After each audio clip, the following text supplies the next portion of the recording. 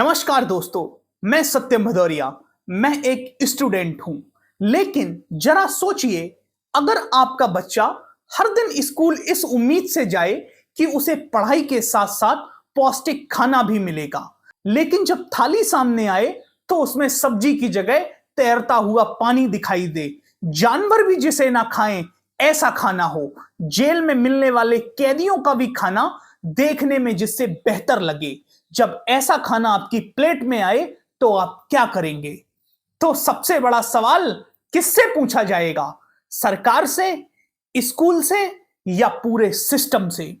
उत्तर प्रदेश में पीएम पोषण योजना के तहत करोड़ों बच्चों को भोजन देने का दावा किया जाता है, लेकिन हाल ही के महीने में कई जगह पर भोजन की गुणवत्ता, मेन्यू के पालन और निगरानी व्यवस्था को लेकर शिकायतें सामने आई हैं। कुछ मामलों में प्रशासन ने जांच और कार्रवाई भी की है।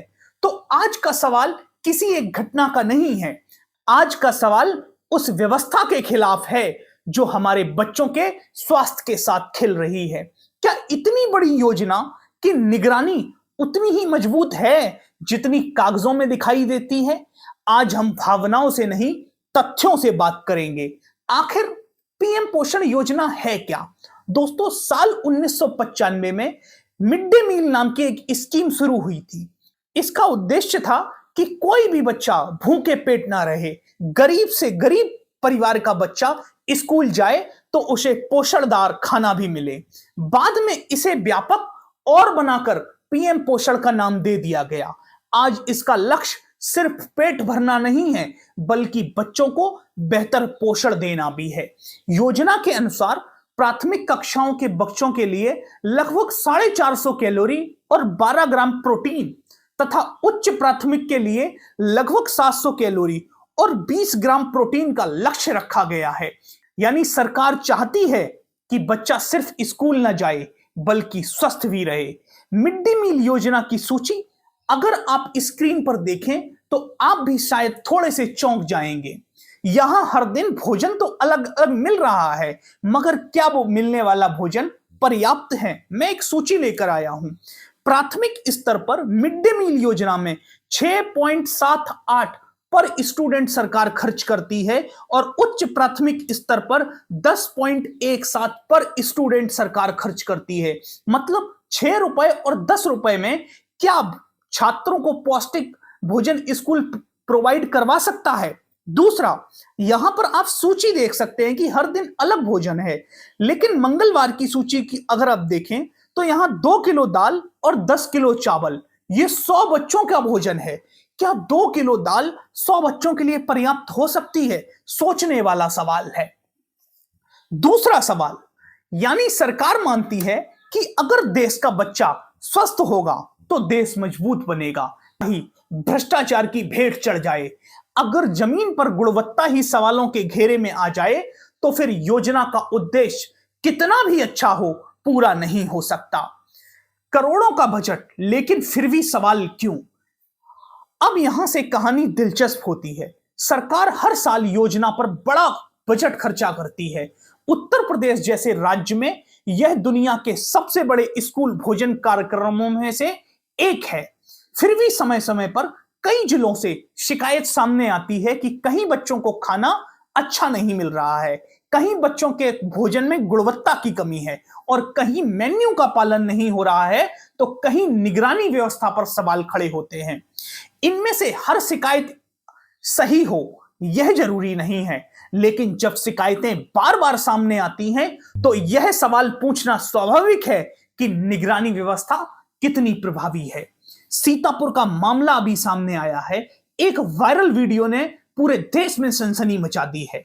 हाल ही में उत्तर प्रदेश के सीतापुर का यह वीडियो सोशल मीडिया पर वायरल हुआ है। सोशल मीडिया पर वायरल इस वीडियो में बच्चों को जो खाना परोसा जा रहा है उसकी गुणवत्ता पर सवाल उठे हैं।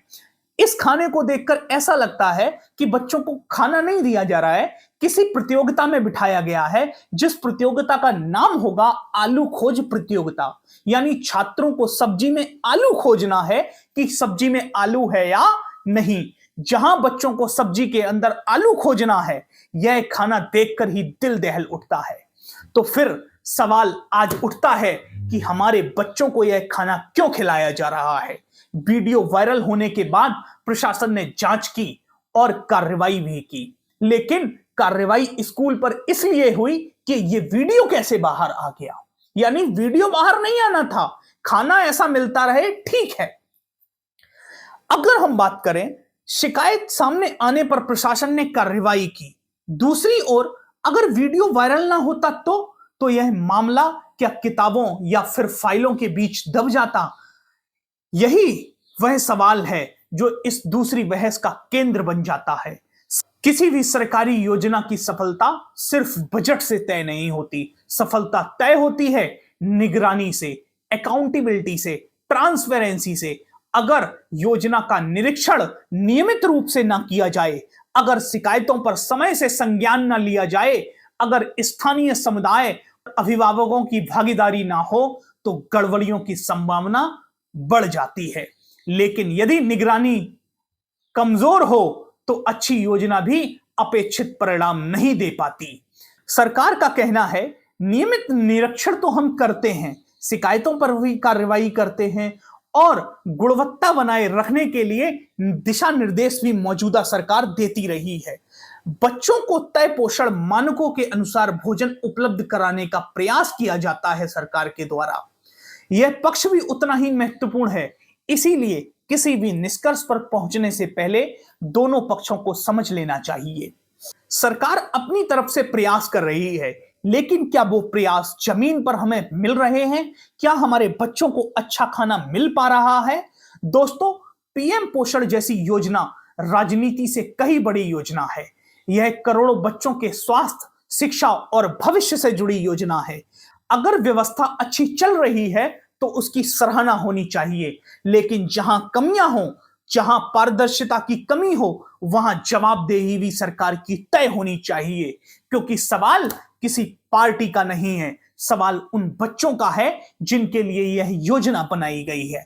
अगर आपको लगता है कि यह योजनाओं की निगरानी और पारदर्शिता बढ़नी चाहिए तो अपनी राय कमेंट बॉक्स में दर्ज कराएं और साथ ही बताएं कि सरकार को क्या कदम उठाने चाहिए कि हमारे बच्चों के साथ जो अन्याय हो रहा है वो रुक सके, हमारे बच्चों को अच्छा खाना मिल सके, ताकि हम एक अखंड राष्ट्र, मजबूत राष्ट्र का निर्माण कर पाएं।